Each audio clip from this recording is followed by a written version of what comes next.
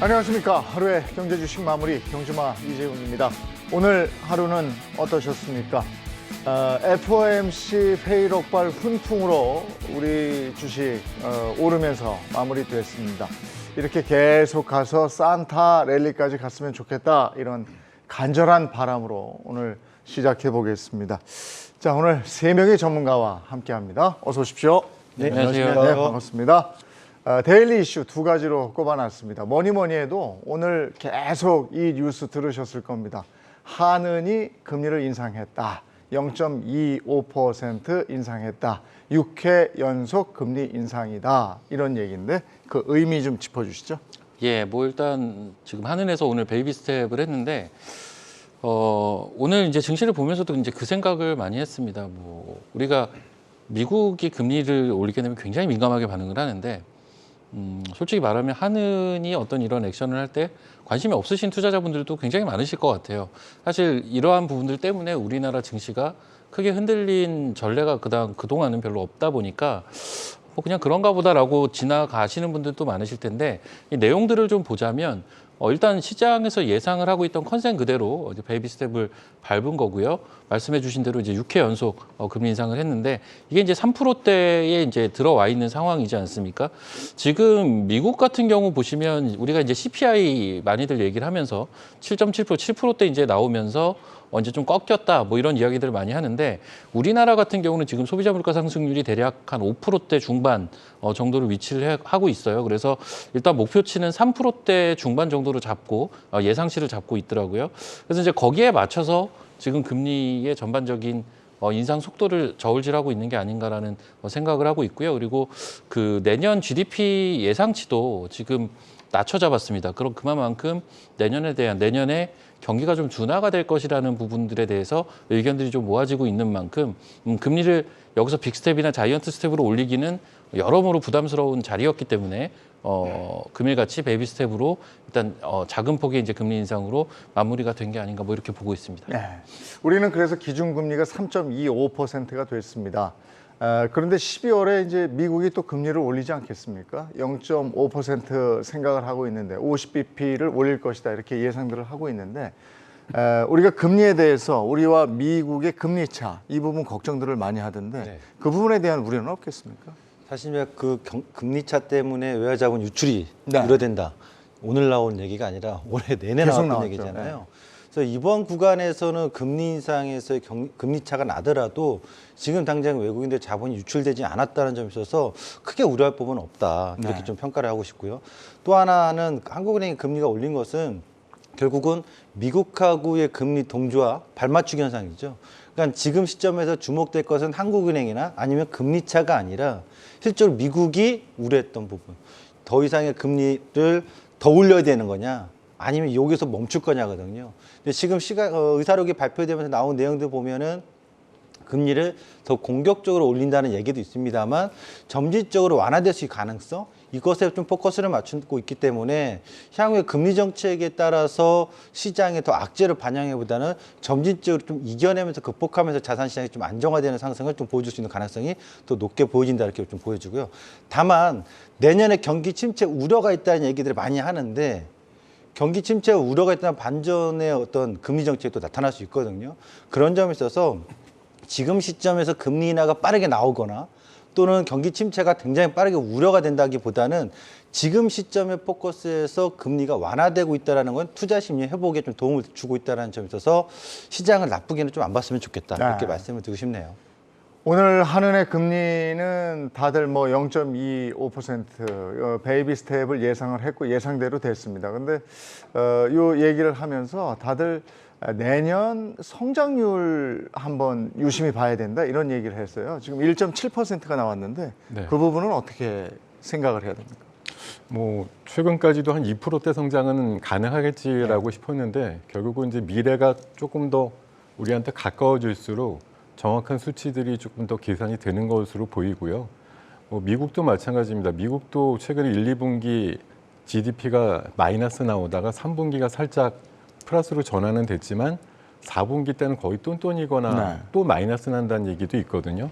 내년도에 대해서도 1% 초반 정도의 성장률 정도만 예상이 되고 있고, 사실 우리나라 경제도 거의 미국이나 뭐 유수의 경제들하고 나란히 가는 모양이기 때문에 조금 덜 악화가 됐다가 조금 덜 오른다 이런 정도 모양이고 우리 지금 1.7% 정도 나왔다. 지금 중국도 이번에 4분기 같은 경우는 재봉쇄에 따른 우려 때문에 3%가 될까 말까 이렇게 예상이 나오고 있거든요. 내년도도 분명히 이런 식으로 제로 코로나를 계속 끌고 가면은 큰 성장을 하기는 어렵다라는 관점이고, 그러니까 지금 뭐 세계은행이나 IMF나 이런 쪽에서 전부 예측하는 내년도의 전망치는 사실은 거의 성장을 못하는 내년도에 대한 전망들을 골고루 좀 하고 있다라고 보시면 되겠고요.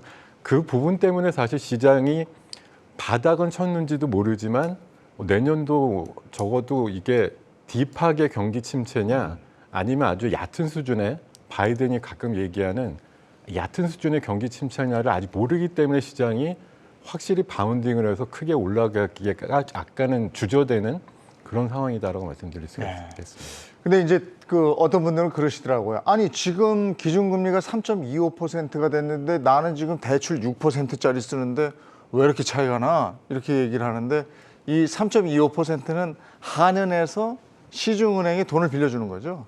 그러니까 고금리가 이런 거고 그 은행에서 우리가 돈을 빌릴 때는 여기다 붙여서 마진을 먹는 이런 구조인 거죠. 그렇죠. 뭐 당연히 뭐 미국도 마찬가지, 우리나라도 마찬가지지만 우리가 흔히 얘기하는 우리가 시장에서 거론하는 이제 기준금리라는 건 우리가 실질적으로 이제 뭐 대출을 받거나 하는 자금 조달 행위를 할 때 받을 수 있는 그러한 금리는 아니고요. 당연히 여기보다는 금리가 더 높을 수밖에 없겠죠.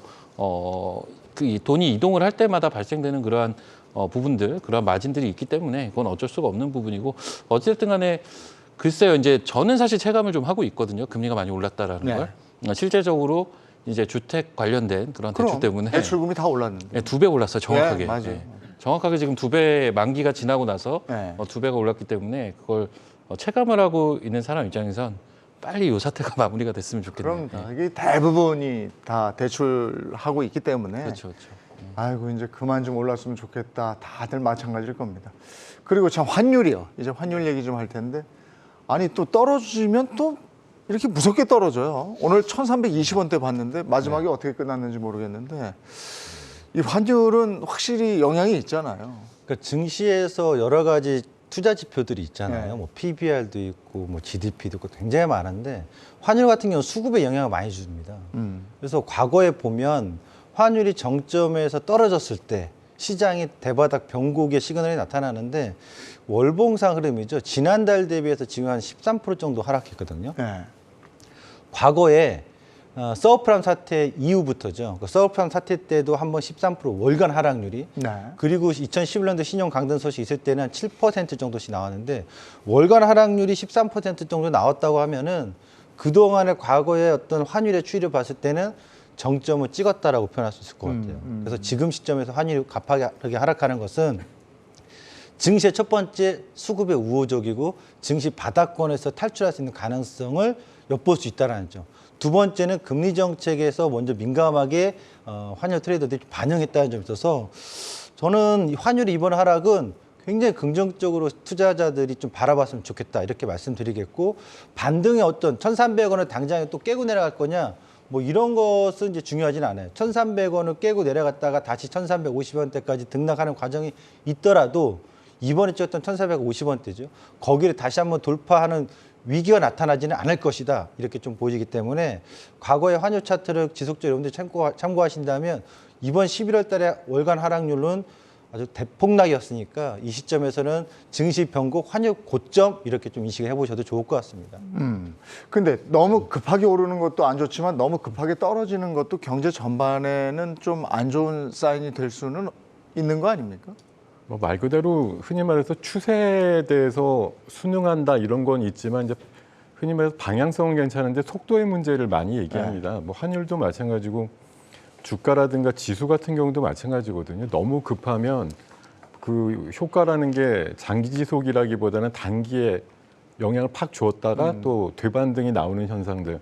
뭐 지난주에 겪었잖아요. 우리가 환율이 전 세계에서 제일 빨리 절상이 되는 2주 전을 한번 보시고 나서 그 다음 주 보니까 바로 또 5, 60원 올라가는 것들을 보셨기 때문에 뭐든지 급하면 체한다는 말이 뭐 증시든 환율이든 어떤 시장이든 다 통한다고 볼 수가 있겠고요. 다만 뭐 앞서서도 말씀해 주셨지만 1,450원권에서 지금 1,300원대 초중반 정도까지 이제 내려온 상황에서 앞으로 환율이 뭐 널뛰듯이 좀 뛸 수는 있지만 전고점을 쉽게 돌파할 수 있는 가능성은 지금 많이 좀 사라진 상황이라고 보고요. 지금 이 정도라고 하면 고점은 계속 낮아지면서 변동성도 축소가 될 거다, 이런 관점으로 보시는 게 맞을 것 같습니다. 이 외환 시장은 환투기 세력에 의해서 좌우되는 그런 정도의 규모는 아니죠, 우리가? 외환 시장이요? 네. 환투기 좀 심각하게 있다고 저는 생각하는데요. 그렇죠. 예, 그래서 그런 자금이 들어왔다 훅 빠지고 이러면 이게 변동성이 있지 않을까 이런 우려 때문에. 맞습니다. 그 충분히 가능하고요. 우리가 지난 시간 때도 한번 뭐 우리나라 뭐 사실 환 문제뿐만 아니라 이제 공매도 같은 예. 경우도 우리나라 쪽 열심히 하다가 이제 다 된 것 같으니까 뭐 네. 홍콩이나 대만 쪽 갔다는 얘기들도 있긴 네. 있었습니다만 환도 사실은 규모로만 보면은 뭐 현물 시장보다 못지 않다라고 그렇죠. 생각하고요. 훨씬 이제 일반인들이 추종해서 따라가기가 굉장히 어려운 시장이기 때문에 훨씬 리딩을 해가는 세력들의 어떤 입맛에 맞게 변용이라든가 변칙적인 플레이가 가능하다라고 생각하고 있습니다. 근데 요 정도의 지금 1,320원대 정도에서는 우리가 외국, 그러니까 미국 주식을 좀 담을 만한 그 정도 수준인가 어떤가 모르겠어요. 이게 그동안 1,400원 넘으니까 미국 주식이 싸 보이는데도 들어갈 수가 없었거든요.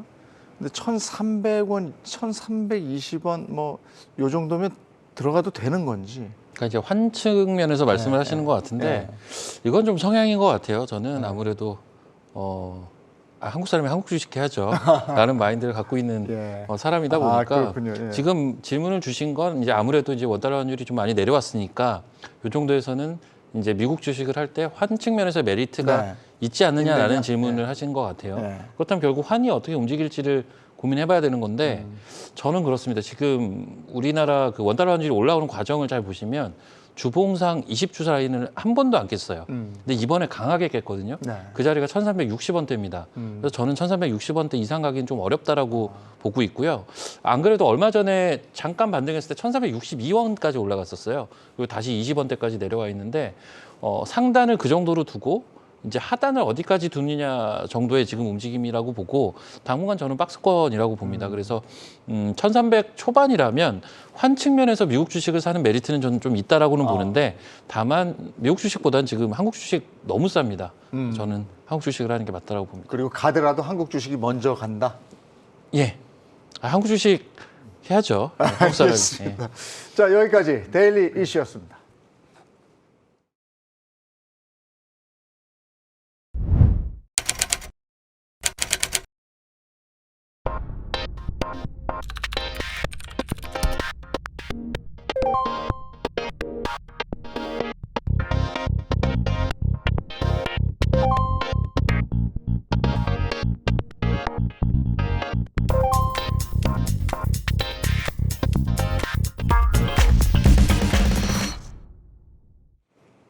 오늘 밤 10시에 뭐 하실 겁니까?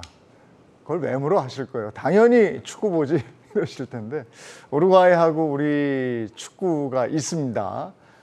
응원들 많이 하실 텐데 우리 경주마에서 월드컵 얘기를 갑자기 왜 하느냐. 지금 카타르에서 한겨울에 월드컵이 열립니다. 아주 생소한 월드컵이죠. 다들 응원하면서 뭔가를 드실 텐데 이걸 드시면서 야, 내가 이 회사 주식을 왜 안 샀지? 이렇게 얘기할 수도 있습니다. 그 차원에서 접근해 보도록 하겠습니다. 월드컵이 열리고 올림픽이 열리고 이게 4년마다 반복되죠. 근데 올림픽, 월드컵 하면 2년마다 반복되고 거기에 동계올림픽까지 있습니다. 이걸 그냥 보시는 분들 거의 없으시죠. 뭘 드시면서 보십니다. 그렇다면 이게 이제 수혜주가 되는 건데 어때요? 치킨 먼저 떠오르는데 대표적인 치킨 기업들이 있잖아요. 예. 여기 주가는 먼저 반영이 됐죠. 예, 이미 반영됐습니다. 한 발 늦었습니다. 그러니까 이게 사실 일정이 너무 정해져 있는 일정이다 예, 보고 예. 이다 보니까 그리고 4년에 한 번씩 돌아오는 또 일정이기도 네. 하고요. 뭐 이제 작게 보면은 사실 어떤 정해져 있는 일정이 있을 때는 보통 그 일정을 기준으로 먼저 주가는 반영이 되게 얼마나 마련이고. 먼저 반영돼요? 그거는 뭐 케이스마다 다른데 이번 같은 경우는 사실 저도 닭고기집들 좀 보고 있다가 네. 생각보다 좀 빨리 튀기 시작을 했었어요. 아. 마니커라든지 네. 뭐 교촌 FNG라든지 뭐 이런 할인도 종목들이 있고. 예 그리고 좀 임박해서 움직인 건 제주 맥주 아. 이런 종목들이 좀 임박해서 움직이기 시작을 했는데 이쪽 관련돼서는 사실 우리가 실제적으로 이 회사가 얼만큼의 매출 그러니까 우리가 그 실적이 좋아진다라는 네. 개념은 일회성으로 실적이 좋아지는 것을 우리가 좋게 본다라기보다는 이제 고잉 컨선할 수 있는 계속 좋아질 수 있는 그러한 기업들을 실적 성장주로 보게 되는데 사실 이러한 테마는 일시적으로 이런 이벤트 때문에 실적이 뭐 약간 좋아질지라도 네. 이건 일회성이지 않습니까? 그래서 이것을 계속 보기는 좀 어렵고 테마주 형태의 매매만 좀 가능한 그러한 영역이지 않나. 그리고 네. 이미 이제 월드컵 관련주는 글쎄요 이미 선반영이 좀 된 게 그렇죠? 아닌가라는 이미 판단을 좀 하고 시작했으니까. 있습니다. 예, 예. 네. 근데 이게 원래는 여름 수혜주 아닙니까? 이 치킨이라든지 뭐 이런 거는 여름에들 많이들 드셔서 그 즈음에서 올라가는 회사 주식이었잖아요. 그러니까 이번에 이 월드컵 수혜주로 이렇게 치킨이라든가 뭐 맥주라든가 이런 판매가 좀 관심 있게 테마가 형성됐냐 물어보신다면 실전 주식시장에서 크게 관심 테마로 부각이 안 됐어요. 예. 그러니까 이슈는 우리가 잡아볼 수 있죠. 네. 근데 시장에서 돈 들어온 모습이라든가 네. 키워드가 강하게 형성되지는 않았다. 그리고 또 하나를 보면 최근입니다. 2002년도 때는 월드컵의 관심도는 아마 99.9%였어요. 그렇죠. 근데 최근에 직전 연도의 월드컵일 때가 한 60%. 그 전년도 때 남아공이라든가 러시아 때 보니까 80%에서 60%좀 낮아졌거든요. 이번에 설문조사 기간에 따라 보니까 60%가 안 돼요. 그러니까 월드컵 관심도가 지금은 뭐 경기가 좀 좋지 않은 상황에서 그런지 모르겠습니다만 관심도 최근에 또 12구 참사 때문에 좀 안 좋은 분위기 때문에 관심도가 한 50%뚝 떨어졌거든요. 네. 그런 점에 있어서 과거 같은 어떤 그 월드컵 열풍에 따라서 이런 테마주들이 강하게 움직이는 그런 흐름은 나타나고 있지 않다. 네. 그리고 월드컵에 있어서 주목할 게 있어요. 많은 분들은 이런 테마를 우리가 찾곤 합니다만 제가 보는 관점에서는 이거 하나는 힌트를 드리고 싶은데 월드컵 개최국이 유럽에서 형성됐을 때 네. 지금까지 한번 찾아보면 나오잖아요. 네. 검색해보면. 네. 종합주가지수나 세계 증시가 크게 하락 변동이 있었습니다. 그래요? 대표적으로 2018년도에 네. 러시아, 어. 그다음 1990년도에는 이태리 월드컵 때, 그리고 또 하나는 이제 프랑스 월드컵이었죠. 네. 98년도. 네.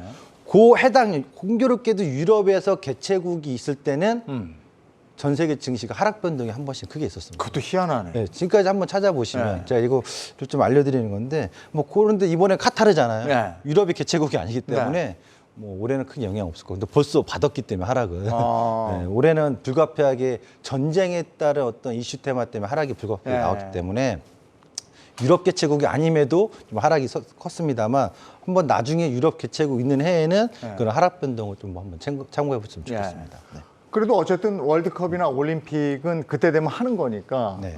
야 요때 내가 바짝 그 수혜주 좀 이렇게 담았다가 좀 이익을 보겠다 싶으신 분들은 지금 주로 얘기한 우리가 치킨 쪽 회사들 주류도 있잖아요. 네. 그다음에 대형 TV 설치하는 데 많으니까 그런 것도 있고 네. 뭐 또 다른 게 또 있을까요? 그러니까 지금 말씀 주신 게 거의 대부분입니다. 왜냐하면 이제 월드컵이나 이런 거 있을 때 대화면에 TV를 네. 많이들 볼 거라고 생각을 했는데 이번에 이제 코로나 팬데믹 상황에서 어디 여행 못 가시는 분들이 작년 재작년에 TV를 다 갈아버렸거든요. 이미 다 샀어. 이미 다 네, 샀어요. 네. 그러니까 올해는 TV가 안 팔리고 있습니다. 네. 그러니까 이번 수혜주로 좀 보기 힘든 면이 있고요. 치킨 옛날로 치면 제가 옛날 사람이라는 게 딱 티가 나지만 옛날엔 여름에 그 복날 때마다 움직였거든요. 그렇죠. 복 때마다 네. 뭐 우리나라 3천만 마리가 뭐 하루에 다 잡히네 뭐네 이래가지고 초복, 중복, 말복 때마다 항상 시즌이 네. 있었는데 요새는 그런 게 좀 많이 희미해졌고요. 쉴 데도 없어요 지금. 뭐 시들 때도 없이 드시기도 하지만 다 그렇기 치킨 사 때문에 먹으니까. 어느 특정한 날에 맞춰가지고 뭐 사실 근데 오늘 오면서 제가 라디오를 들으니까 어느 치킨집이 지금 예약 번호가 뭐 700번까지 나갔다는 얘기가 있긴 있습니다. 오늘은 또 족발도 많이 나갔다고. 네, 그래서 오늘은 특수가 분명하지만 네. 아까 말씀 주신 대로 사실 요즘에는 그게 약간 좀 뭐 에피소드 비슷한데요. 옛날엔 이걸 매출로 연계해가지고 상상을 해서 주가에 반영을 했지만 지금은 이제 쉽게 그렇게 넘어가지는 않죠. 뭐 이렇게 동이 낮다 이래가지고 이게 매출이야 이러고서 주가 올려야 돼 이렇게는 잘 반응을 안 하는 세태로 좀 바뀌었다고 보시면 되겠고요. 뭐 그거 왜 조금 뭐 브랜드가 될 수 있다고 하면 글쎄요. 이번에 뭐 만약 손흥민 선수가 뭐 어떤 좀 어렵긴 하지만 뭐 부상도 있었기 때문에 뛰어난 활약을 한다고 했을 때 우리나라 종목 중에 그 토트넘 쪽하고 약간 업무 협약을 맺어놓은 그런 회사가 있거든요. 그런 회사가 좀 돋보일 수 있는 가능성도 있긴 있겠죠. 그 회사 저도 듣긴 들었는데 뭐 이름은 한때 이렇게 한 10배까지 올라갔다가 조금 꺼진 것 같은데. 10배는 처음에 모르겠고요. 시작했을 때. 최근에 하여튼 이름 있는 거 거명을 해도 괜찮나요? 저야 좋은데 저는 좋은데 아니 그냥 찾아보시면 어차피 있는 거라서 거북하시면 뭐 거북하셔도 저는- 한번 해주시면 제가 알기로는 그 하잉크 코리아라는 하잉크 코리아. 하잉크요. 하잉크. 하잉크. 예. 하잉크 코리아. 네. 여기가 그리고 손흥민 수혜주군요. 일종의 좀 그렇습니다. 예. 근데 잘 이제 안 드시는 거 아니에요? 오늘 뭔가 해야지 되죠. 네. 예. 네, 뭐 네. 골을 넣던지 하잉크. 여기도 이미 다 올라 있는 거 아닙니까? 이게 하나 있긴 있어요. 원래 이 월드컵이나 올림픽 때는 광고 기획주들이 항상 관심이 많았거든요. 광고 기획. 네. 제일기획 같은 경우 항상 수혜를 좀 받는 사례들이었는데 네.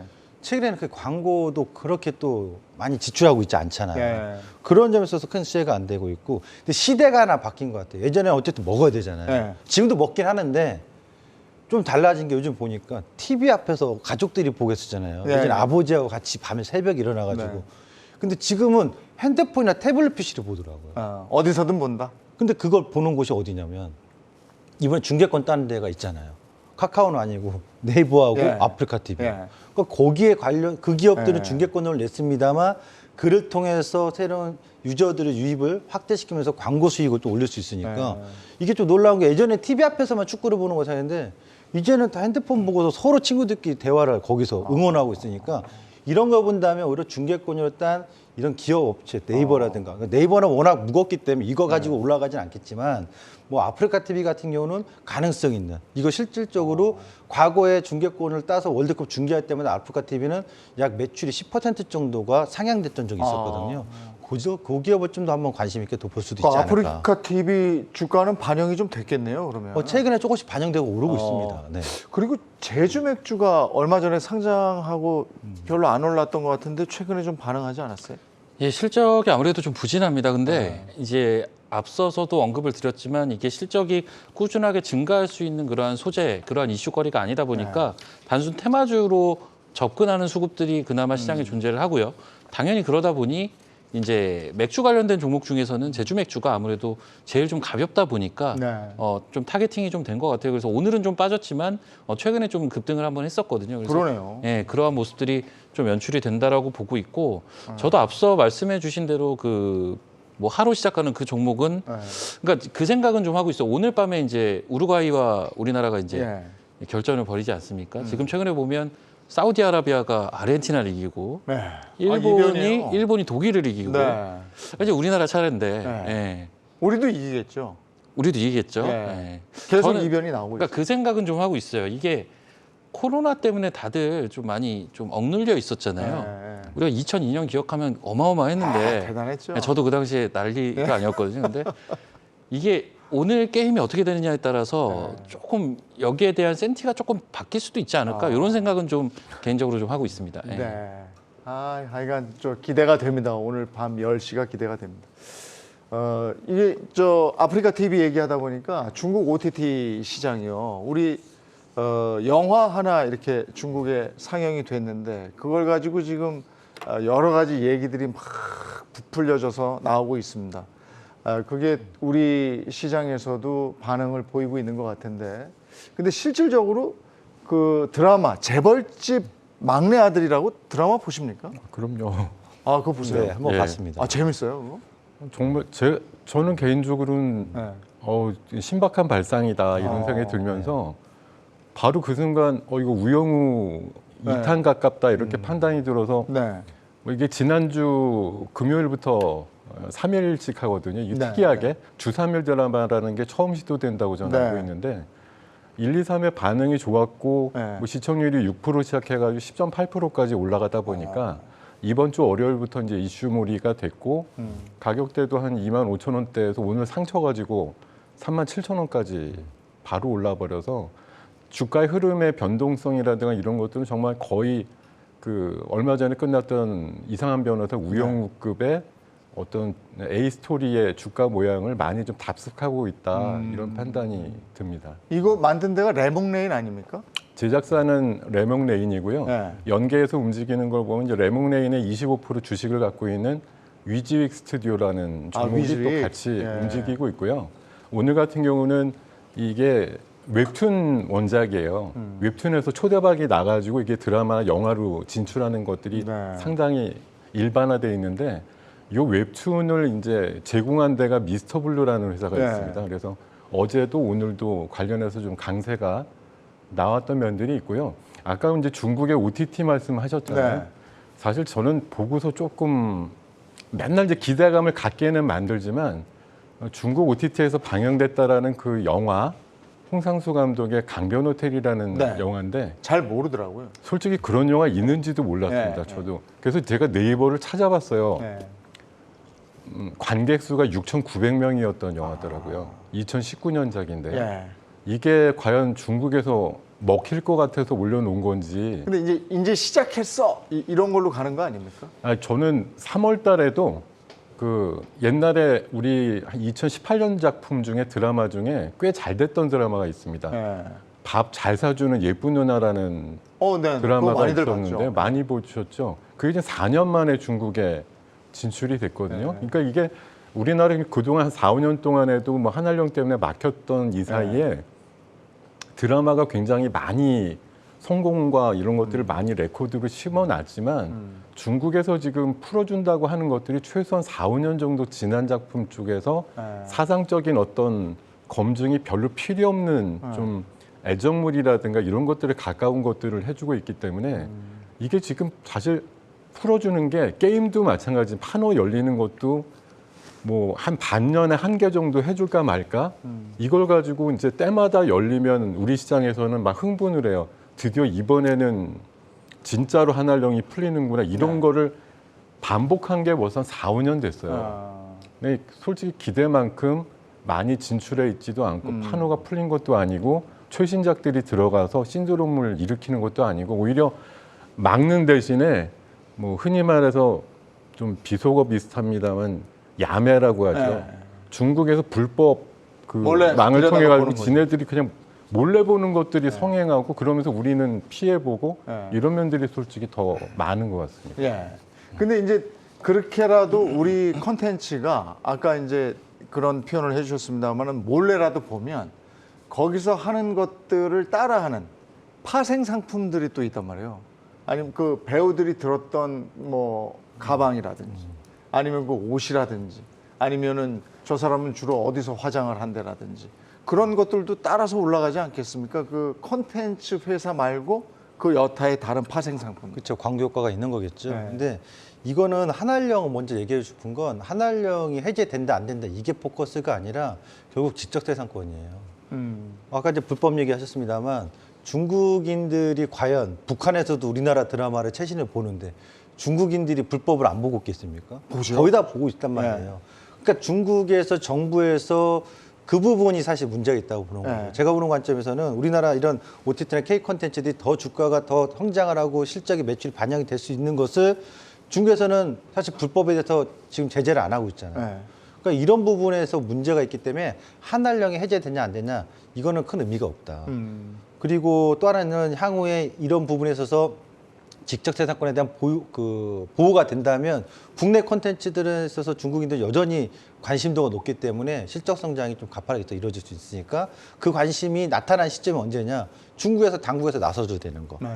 그게 첫 번째요. 그다음 아까 파생 부분인데 이것은 좀 최근에 전 세계적으로 약간 민족주의적인 어떤 반응들, 일본도 그렇고 정치가 유럽에서도 극우 세력들이 많이 나오거든요. 그러니까 극우 정치가 형성될 때는 각 사회에서 자국에 대한 특히 미국도 보면 IRA법이 1위화거든요. 네. 미국 보호주의예요. 우선주의고요. 그러니까 중국에서 문화 같은 거 이런 사회 문화 같은 게 있어서 화장품은 한때 엄청난 인기를 얻었습니다만 지금은 그렇지 않아요. 지금은 로컬 업체들이 성장이 가파르고 한국 업체에 대해서 배제해버리고 있고 사실상 소비 판매가 국내 화장품이 중국이 지금 보따리 상태에 다시 들어오면 살아나겠지 기대 심리가 굉장히 없어지고 있단 말이에요. 그런 점에 있어서 단순하게 콘텐츠가 잘 된다고 해서 파생 상품이 지금 당장 될 것이냐라고 여부는 확정지 있거나 또 기대치를 너무 앞서서 가져갈 필요는 없다.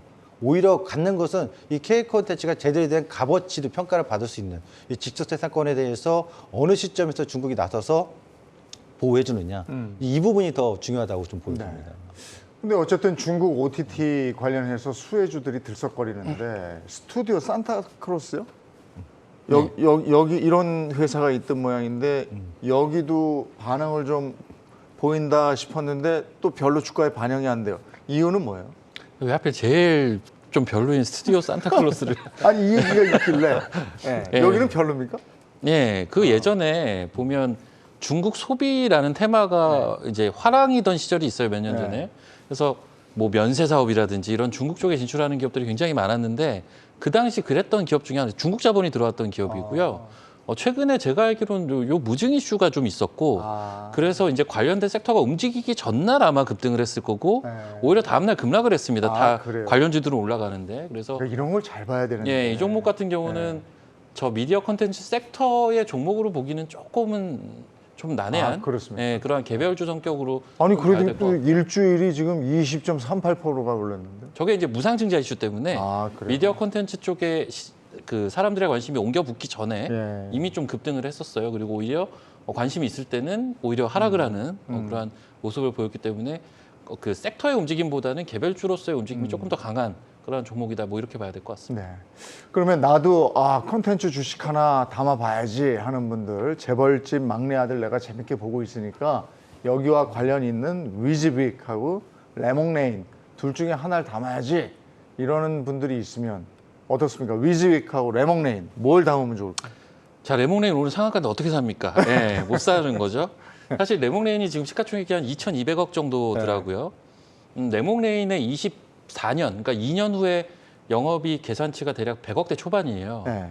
밸류에이션이 싸다라고 보기는 어렵습니다. 네. 그러니까 올라오기 전에 2만 원 밑에 있을 때는 사실 이 재벌집 막내 아들이 흥행을 했을 때 주가가 좀 갈 수가 있겠구나라는 생각을 해볼 수가 있는데 네. 저는 지금은 좀 비싸다라는 생각은 들어요. 그럼 왜 이렇게 세게 올라갔느냐? 네. 수급이 저는 이제 끌어간 그런 시세라고 보는데 최근 레몽레인의 수급을 보시면 기관 쪽에서 뭐 사모펀드라든지 기타 법인이라든지 이쪽에 소위 이게 상장한 지 얼마 안 된 주식이거든요. 네. 소위 이제 고여있던 물량들이 네. 전부 출회가 됐어요. 전부 출회가 되고 그 물량을 개인들이 받아서 지금 올린 네. 겁니다. 그래서 이거는 전형적으로 개인 쪽에서 수급 플레이가 좀 발생이 된 거기 때문에 실적 성장보다는 어떤 테마주 성격으로 움직이는 경향이 더 강하다. 네. 초보자들은 접근하기 좀 어려운 종목이라고 그렇겠네요. 보겠습니다. 지금 위즈빅도 많이 올라 있고 레몽레인이 왜 올랐는지 아세요? 제가 안 사가지고 전에 레몽레인을 사라고 그렇게 옆에서 얘기했는데 네. 제가 꾹 참고 안 샀거든요. 제가 저거 사면 내려가거든요. 알려주세요. 사시면 사는 순간 거의 공매도네요. 한 주만 사시면. 그렇더라고요. 참 주식이라는 게 그렇더라고요. 내가 사면 또 왜 이렇게 떨어지는지, 내가 사면 왜 이렇게 오르는지, 내가 팔면 또 떨어지고 그렇습니다. 스튜디오 드래곤을 또 빼놓고 얘기할 수 없죠. 네. 그러니까 이 콘텐츠 제작사들의 좀 최근에 그 어떤 가치를 지금 테마 성격으로 움직이는 것들 있잖아요. 단발적으로 어떤 히트작. 근데 어떤 드라마 제작 같은 게 하는 경우는 어떤 드라마가 대박 히트치고 오징어 게임처럼 됐지 아무도 알 수는 없어요. 그렇다면 우리가 예전에 엔터주들을 바라봤을 때 있잖아요. 엔터주도 아티스트들이 한 아티스트에만 의존하다 보니까 위험 리스크가 크잖아요. 근데 C테마가 되어가고 있다 보니까 최근엔 SM이라든가 JYP 같은 경우는 성장 가치에 대해서 평가를 받고 있습니다. 과거에는 그렇게 평가 안 했어요. 엔터주는 테마야 이런 식으로 무시했거든요. 그러면 국내 콘텐츠 기업들을 봤을 때 어떤 기업을 찾냐면 이렇게 지금 레몽레인처럼 이 드라마 제작 하나 가지고 막 성공하고 뭐 이제는 기생충 가지고 한번 바른손이 막 뜨고 이런 하나의 어떤 대박 히트작을 볼 것이 아니라 이때는 실제에서 테마적인 어떤 트레이딩을 하는 거고 같이 본다면 기획력 그리고 이 회사가 갖고 있는 뭐 작가들이라든가 뭐 기획회사들이 뭐 우수의 작가들이 많잖아요. 그리고 그런 콘텐츠를 양성할 수 있는 어떤 능력 이런 거 봤을 때는 국내 기업에서는 스튜디오 드래곤이 1등이지 않을까 제가 봤을 때는. 그러니까 지금 당장 넷플릭스 주가 때는 영향도 있었긴 했습니다만 네. 국내 콘텐츠 제작하는 드라마 이쪽이라든가 이런 쪽에서 본다면 스튜디오 드래곤을 가장 높게 좀 평가할 수 있을 까 향후에 새로 나오는 신작들이 제가 2년 후에 3년 후에 어떤 제작이 될지는 모릅니다만 그동안에 보여줬던 능력치를 봤을 때는 가장 높게 평가할 수 있는 기업 중에 하나다. 그러니까 투자다운 투자의 가능성 있는 기업으로 좀 보셨으면 좋겠습니다. 꾸준하게 갈 수 있어야 된다. 뭐 한 드라마 하나 떴는데 주가가 간다. 이건 좀 불안하다. 그렇죠. 이거는 이건 드라마는 언젠가 끝나는 거니까. 네, 맞습니다. 끝나면 또 식을 수 있으니까 네. 이런 건 잘 선택을 하실 필요가 있겠고. 우리 K 콘텐츠 하면 빼놓을 수 없는 기업이 CJ E&M인데 CJ E&M은 또 SM 지분 인수에 대한 얘기도 있어서 어떻게 보십니까? 네, 지금 SM이 사실 그 이수만 회장 중심으로 해서 이제 약간의 좀 이슈가 있었다가 관련되는 개인 회사 쪽으로 이제 돈이 넘어가는 부분을 막고 이제 좀 정상화된다라고 생각하니까 최근에 좀 뭐 사실 큰 매물이에요. 쉽지 않습니다. 뭐 큰 단위로 매매가 좀 필요한 부분이기 때문에 중량급들 그룹 쪽에서 좀 입지를 하고 있는데 대표적으로 CJ E&M이 오늘 좀 관련되는 공시가 나왔고요. 생각은 해보고 있는데 구체적이지는 않다라는 식으로 나왔고 얼마 전에 이제 가장 구체적으로 좀 얘기가 됐던 쪽이 카카오였는데 네. 카카오가 이제 이번에 화재 사고라든가 또 국감 때 또 많이 또 시달리고 이러다 보니까 이걸 또 덥석 인수하기에는 좀 여건이 안 맞다라는 인식이 있었습니다만 어저께 이제 사우디 쪽에서의 어떤 그 이슈 때문에 카카오 엔터 쪽에 한 8천억 투자 추진한다 이런 얘기 나오다 보니까 이 자금이 또 SM 인수 쪽으로 쓰이는 건가 이런 이제 시각들도 좀 있습니다. 그래서 아무래도 양쪽에 좀 경쟁이 붙게 되면 SM 그 이수만 회장의 지분을 지금 제가 봐서는 어떤 식으로든 정리가 곧 될 거는 같은데요. CJ 아니면 카카오 쪽으로 넘어갈 가능성이 높다라고 판단은 할 수가 있겠습니다. 네. 아니 근데 그 빈살 요즘에는 빈살만 옷만 스쳐도 주가가 오른다고 그러는데 네. CJ 엔터를 비롯해서 저 카카오 엔터를 비롯해서 카카오가 전반적으로 올랐잖아요. 이게 그런 영향이었잖아요. 뭐 그렇죠. 뭐 요새는 진짜 원래는 유행 뭐 우스갯소리로 빈살만이 아니라 뭐 빈손만이라는 소리도 있었습니다. 왜냐하면 빈손으로 왔다가 잔뜩 우리나라 투자액만 받아갖고서 간 거 아니냐 이런 시각도 있었는데 어쨌든 가고 나서도 여지는 계속되고 있고 뭐 우리 장관급에서도 인터뷰 기사가 나왔습니다만 빈살만이 우리나라랑 하고 싶어하는 4대 5대 분야가 있어요. 방산, 원전, 문화, 수소로 대표되는 에너지 이렇게 쪽이 계속 순환을 하는 데다가 소테마 쪽으로 보면은 뭐 식수 얘기도 나오고요. 물 관련해서도 얘기가 나오고 하여튼 다음 주에도 사우디에서의 관광 포럼에 이수만 회장이 또 초청받았다는 얘기도 있고 사우디의 국토부 장관이 또 우리나라 와가지고 주택업체들하고 또 미팅한다 그래서 모듈러 주택에 대한 이슈들도 있고 다양하게 후속 바람이 아직까지 불고 있다라고 볼 수가 있겠습니다. 카카오는 빈살만 영향으로 조금 올랐다고 치고 DNC 미디어는 뭐예요? DNC 미디어는 왜 덩달아 올랐어요? DNC 미디어는 이제 웹툰 기업인데 아무래도 이제 카카오 엔터의 사우디 국부 펀드에 8천억 정도 투자 이야기가 나오다 보니까 카카오 엔터가 이슈가 될 때마다 움직였던 주식입니다.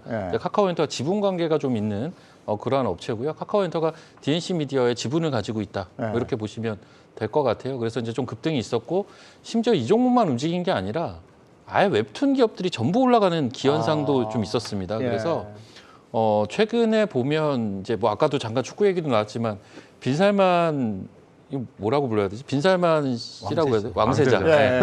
왕세자. 빈살만 왕세자가 그 16강 올라가면 190억씩 준다면서요? 글쎄 선수들한테 그렇게 준다고 그랬다면서. 이게 나는 그냥 우스갯소리인 줄 알았는데 아예 그 기사가 있더라고요. 진짜 줄 수 있죠. 190억씩 준다. 재산이 그래서 2천조가 넘는데 뭐 그거 아, 그래서 사우디 선수들이 그렇게 죽기 살기로 뛰었구나. 뭐 이 생각이 좀 들더라고요. 그래서 확실히 지금 여러모로 뭐 사회 경제 측면에서나 내지는 뭐 우리 주식 시장 측면에서나 여전히 이 효과는 여진이 좀 있는 것 같아요. 그래서 아직까지도 그 관련된 아직도 숨은 진주가 있지 않을까라는 그런 심리들도 시장 전반에 좀 깔려 있는 것 같고 해서 이런 쪽은 계속 또 스터디를 해볼 필요가 있지 않을까. 그리고 DNC 미디어는 그런 웹툰 기업들이 이 카카오엔터 소식에 좀 모멘텀을 받아서 같이 좀 움직였다. 이렇게 봐야 될 것 같습니다. 근데 엔터 쪽은 지금 이제 빈살만이 투자하겠다는 거지 투자를 한 건 아니잖아요, 그죠? 그러니까 그거는 눈여겨 좀 보셔야 되는 거고. 그 다음에 현대 무벡스라는 거. 네. 이게 이제 네옴시티에 참여를 해요? 어떤 회사인지 하고 좀 알려주시겠어요? 이 회사는 원래 2차 전지 물류 네, 솔루션이에요. 그러니까 2차 전지 물류 이송 장비 하는 로봇 회사인데 네. 그러니까 2차 전지 장비 업체를 보시면 돼요. 음, 근데 이게 왜 들어가냐? 이 회사 같은 경우가 로봇 전용 엘리베이터. 그러니까 이것은 시장에서 아까 전에 우리 김동현 파트너 얘기했듯이 대표님 얘기했듯이 네옴시티 관련주가 계속 확대되고 있거든요. 뭐 엔터도 그렇고요. 그다음에 로봇도 그렇고요. 수소도 그렇고요. 거기에 묶여서 지금 하나의 테마로 형성되려고 냄새 맡고 들어온 게 아니냐. 네. 실은 2차 전지 쪽인데. 네. 이렇게 좀 보이지는데 이번에 이제 빈살만에 대해서 좀 저는 이 얘기를 좀 하고 싶어요. 네옴시티가 워낙 규모가 크기 때문에 그리고 일본을 가지 않았기 때문에 국내 기업들이 더 관심이 높아지는 건 사실인데 특이한 점이 있어요. 먼저 네옴시티를 하기 전에 빈살만은 뉴캐슬 구단주기도 합니다. 그 빈살만은 이런 표현을 한다고 사우디에 잡아가진 않겠지만 수양대군하고 비슷한 아, 그래요? 가족 승계 과정에 있어서 조카를 내몰아치고 네, 네. 그 빈살만이 이름이 아니라 무함마드거든요. 그러니까 빈살만은 빈살의 아들이라는 뜻인데 네. 무함마드가 그 이전에 왕세자가 있다 보니까 빈살만 우리가 표기를 하는 건데 그러면 공교롭게도 과거 우리나라나 전 세계 역사에서 독재자들이라든가 독재를 할 때 보면 네. 뭘 합니까? 대중들한테는. 대표 우리나라 시대에도 또 군사정부 시절에 3SS라고 했죠. 스포츠라든가 네. 스크린, 스택스 이렇게 세 이걸 개. 했잖아요. 네. 공교롭게도 비슷한 모습을 보여주고 있다고. 아, 엔터나 스포츠 사업, 네, 석유 사업에 대해서는 또 좀 위험하다 하면서 새로운 사업인데 그 대부분 다 노는 사업이거든요. 근데 그게 공교롭게 우리나라에 관심이 많아요. SM하고 상당히 연관이 있어요. 그래서 이번에 카카오 엔터에 투자한다는 얘기는 제 예상으로는 거의 뭐 카카오가 인수하라 이 얘기죠. SM. 이런 가능성이 높은 것 같고 그리고 네옴시티 관련돼서는 시장에서 테마가 저희도 모르는 테마가 또 나올 수도 있어요. 네. 계속해서 만들어지고 있기 때문에 이것이 MOU가 정식 계약은 아닙니다만 점진적으로 계속 시장에서 뭐 보면 이런 종목도 지금 오늘 제가 거래대금 생각 안 나는데 몇백억이 들어왔거든요. 최근에. 그러니까 관심이 별로 없던 종목군들이 몇백억씩 하루 거래대금이 들어오고 심한 거는 1,000억도 넘게 들어오는 곳들이 많아요. 그렇다면 이 네옴시티 관련 테마는 한 테마가 아니라 여러 테마로 분산되면서 하나의 형태로 이끌어가고 있는 게 아니냐. 네. 그래서 현대모백스 같은 경우는 2차 전지 관련 장비주로서 관심이 있는데 이런 테마에 좀 묶여 있다 이렇게 보시면 좋을 것 같습니다. 네옴시티와 관련해서는 거의 대부분의 업종이 포함이 돼 있더라고요. 네이버 얘기도 나오던데요. 이번에 그 원희룡 장관이 네. 이달 초에 사우디를 4박 6일 일정으로 갔을 때 네. 22개 업체들이 따라갔어요. 원팀 코리아라고 해가지고 쫓아갔는데 네. 거기에 한 섹터 중에 하나가 네이버가 이제 갔습니다. 네이버 랩스라고 하는 뭐 그 실무자들 해가지고 플랫폼 관련해서. 예, 갔는데 이게 현대 무벡스가 네이버가 이제 신사옥이 멋들어지게 있는데 네. 그게 완전 최첨단 인텔리전스 빌딩이라는 거죠. 그래서 사우디가 네옴시티를 할 때도 네이버의 저 신사옥과 같은 개념들을 좀 적용하고 싶다 그래서 초대를 했다라고 알고 있고요. 네이버 그 신사옥 안에 한 80대 정도의 이제 로봇들이 막 돌아다니고 있는데 무벡스가 방금 안내해 주신 대로 층간 이동이라든가 이런 것들 돕는 로봇 전용 엘리베이터를 갖고 있기 때문에 이번에 네옴시티도 사실 아시잖아요. 개념을 뭐 폭이 500m고 길이가 170km다 이러니까 그 안에서 뭔가 로봇들도 많이 당연히 다닐 것 같은데 층간 이동이라든가 이런 거 하려면 이런 로봇 이송 개념들이 분명히 필요하다. 그런 개념으로 지금 혹시나 하는 거죠. 네. 이 시장에서는. 분명히 쓰일 것 같은데 이런 기대감이 있다. 근데 네이버는 뭐 실제적으로 이제 건물에 대한 개념으로 해서 초대받았기 때문에 관심은 가지만 뭐 직접적인 네옴시티 직관련주라고 보기에는 조금 이제 덩치 아까도 말씀 주셨지만 네이버가 굳이 네옴시티를 묶여서 활활 탈 것 같지는 않다라는 게 생각이긴 합니다. 이게 네옴시티가 초대형 그야말로 건설 사업인데 전통적인 건설 업종들은 별로 뭐 크게 반응하는 것 같지 않고 네옴시티가 지금 터는 파고 있는 거잖아요. 네. 터 파고 있으니까 건설 기계 장비 뭐 이런 쪽으로 지금 반응이 있는 거죠. 뭐 더 엄밀히 따지면은 저는 이제 개인적으로는 그렇게 보는 게 지금 미국 시장에 보면 캐터필라 주가가 네. 굉장히 좋아요. 네. 뭐 그런 상황에서 뭐 네옴시티도 대규모 우리가 이제 건설이 동원이 되는 그러한 것이겠지만 이제 러시아와 우크라이나 전쟁 같은 경우도 우리가 그 이유를 전쟁 이유를 보는 주식시장은 뭐 한 발 먼저 움직이는 경향들이 강하다 보니까 그런 것들이 있을 거고 그리고 실제적으로 지금 우리가 내년에 경기 침체가 올 것이라고 많이들 이야기를 하는데 그렇다면 이제 경기를 부양하기 위해서 미국이라든지 중국이라든지 인프라에 대한 투자를 또 늘릴 수가 있는 부분이 있는 거고 거기에 더해서 또 최근에는 인도네시아가 또 신수도 건설을 위해서 또 역시나 이제 인프라 시설을 이제 짓게 되는 그러한 부분들이 있기 때문에 이러한 부분들이 전반적으로 지금 아울러져서 동시다발적으로 발생이 되고 있어요. 그러다 보니까 거기에서 수혜를 볼 수 있는 특히나 이 건설기계 섹터 같은 경우는 대표주들 보면 실적 대비해서 밸류에이션이 워낙 쌉니다. 예전부터 좀 저평가를 많이 받았던 종목들이 다수가 속해 있었기 때문에 최근 이제 뭐 어제 오늘 같은 경우는 시장이 종목 위주의 좀 반등이 나오고 있지만 한 일주일 전으로만 돌아가도 시장이 좀 조정세가 있었거든요. 네. 그럼에도 불구하고 그런 시장에서도 오히려 좀 강한 모습들이 계속 좀 연출이 된 게 아닌가 이렇게 판단을 하고 있습니다. 저는 그래서 대표적으로 현대 두산 인프라코어를 봤는데 많이 올라가지고 네, 많이 엄두가 안 나요. 지금 저런데 투자자들이 지금 들어가도 되는지 어떻게 보세요? 그러니까 실전의 타이밍 자체는 지금 얘기해도 의미가 없습니다. 네. 실전에서 장중에 열린 상황에서 이 정도가 잡을지 안 잡을지 체크해야 되는 건데 오늘 이 시간대에서 제가 건설기계를 좀 중점을 지금 4가지 정도 우리가 다루고 있잖아요. 네, 네. 가장 주목해야 될 테마라고 봐요. 음. 방금 전에 때 네옴시티 땅 파고 있어요. 네. 근데 아직 파고 있는 건 아니에요. 아 그래요? 네. 170km면요. 네. 엄청나잖아요. 그러면 건설기의 장비가 제일 먼저 들어갈 거예요. 네. 근데 전 세계 지금 이것 때문에 전 세계 캐터필라 올라갔냐? 아니, 캐터필라는 캐나다랑 북미 시장의 점유율이 압도적입니다. 네. 중장비가요. 그다음 두산바켓도 북미 시장에서 압도적입니다. 소형 건설 기계, 소형 기계 쪽으로 보시면 돼요. 스크린 로더라고 해가지고 미국인들은 이제 자그마한 어떤 이제 이런 장비들이 많이 사용하고 있는데 철저하게 두산바켓하고 캐터필라는 나눠져 있습니다. 네. 근데 북미 시장 안에서 최근에 부는 바람이 뭡니까? 바이든 대통령이 얘기했던 거 처음에 교량 다리 밑에서 이 노후화된 거 투자해야 됩니다. 인프라 투자해야 됩니다. 이랬잖아요. 그리고 또 하나 이리화법 해가지고 IRA 해서 기후대응법부터 시작해가지고 미국으로 공장을 지으러 들어와라. 그러면 공장을 지을 때나 토목공사를 할 때나 중장비가 꼭 필요한데 그러니까 전체적으로 소비 경기 침체가 금리 인상 때문에 좀 둔화되고 우려된 거지 이건 소비 경제하고 관련이 없잖아요. 나라에서 나라 돈 써가지고 지금 막 짓겠다고 하는 건데 북미 시장에서는 이것이 먼저 반영되면서 실제로 북미 시장에서 애플 주가 떨어지고 있습니다. 테슬라 떨어지고 있습니다. 엔비디아 떨어지고 있습니다. 그런데 사상 최고 신고가를 작년 올해 빠졌던 걸 뛰어넘은 게 캐터필라예요. 그렇다면 이것은 단순하게 네옴시티 테마가 아니라 전 세계에 불고 있는 건설기계 중장비의 수요가 폭발하고 있다고 봐야 되겠죠. 영업이 아까 보여줬는데 두산바켓 같은 경우는 올해 1조 원 영업이익 첫 달성할 것으로 예상이 되고 있어요. 그러면 지금 3분기가 실적이 전년 동기 대비해서 120%가 증가한 걸로 나오고 있는데 굉장한 거죠. 그리고 두산이 채권단 종료를 했습니다만 그 전에 구조조정할 때 이것만은 못 팔아가 두산바켓이었거든요. 네. 굉장한 효과가 있다. 또 하나는 네옴시티인데 네옴시티는 2030년 완공 목표이기 때문에 당장에 어떻게 되지는 않겠습니다만 만일 사우디에서 이것이 진척이 있어 시작이 내후년에 되는 시점 내년 정도에 좀 더 본격화되는 가능성이 있겠죠.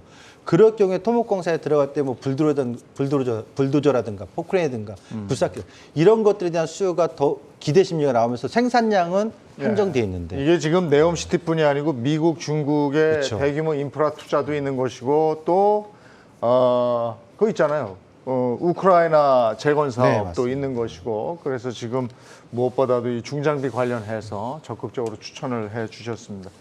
자, 이렇게 저희가 목요일에는 대표님들 뭐 워낙에 전문가들이시니까요. 제가 좀 괴롭히더라도 종목이나 섹터를 좀 한두 개씩 얻어서 여러분께 충실히 전달해 드리겠습니다.